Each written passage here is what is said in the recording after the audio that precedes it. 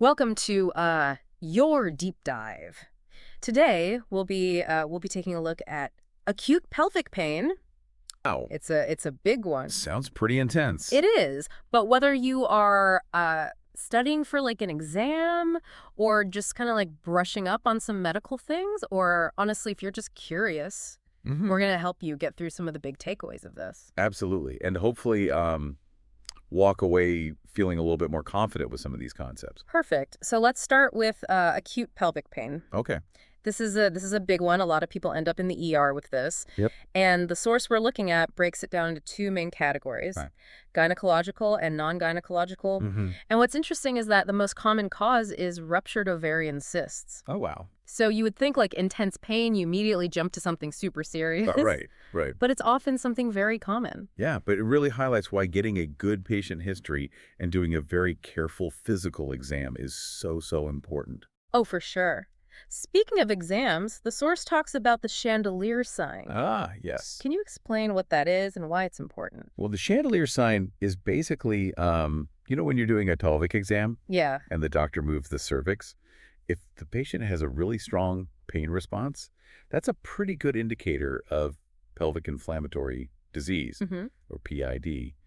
And, the sign kind of gets its name. Imagine somebody jumping up towards the chandelier because of the pain. Oh, wow. That's a very vivid image. Exactly. Okay, so we do the exam. Then what? What's the next step? So the next step is usually going to be some investigations Okay. to help us figure out exactly what's causing the pain. Right. So these investigations can be blood work, urinalysis, swabs, imaging. Mm. We want to rule out things like urinary tract infections, Mhm. appendicitis, ectopic pregnancy, all of these things that can cause pelvic pain. Right, so you're really narrowing it down. Yeah, The source mentioned that ultrasound is the preferred imaging modality for acute pelvic pain. right. Why is that? Well, ultrasound is often the first choice because it's non-invasive, Yeah. it's readily available, it gives us a lot of information about the pelvic organs, and it doesn't expose the patient to radiation. Mm-hmm.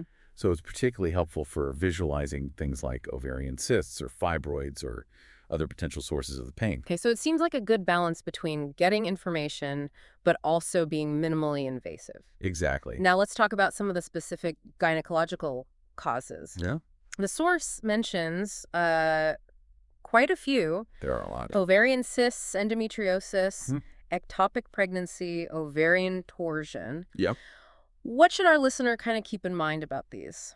Well, it's really important to remember that each condition is going to present with its own unique set of symptoms, Right. and they all require a specific management strategy. Okay. So, for example, with PID, antibiotics are going to be really crucial. Okay. In cases like ovarian torsion, where the ovary is twisting on its blood supply, or a ruptured cyst with significant bleeding surgery might be necessary. So it's not just one size fits all. No, not at all. It really depends on the underlying cause. Absolutely. What about situations where the patient needs to be admitted versus being discharged?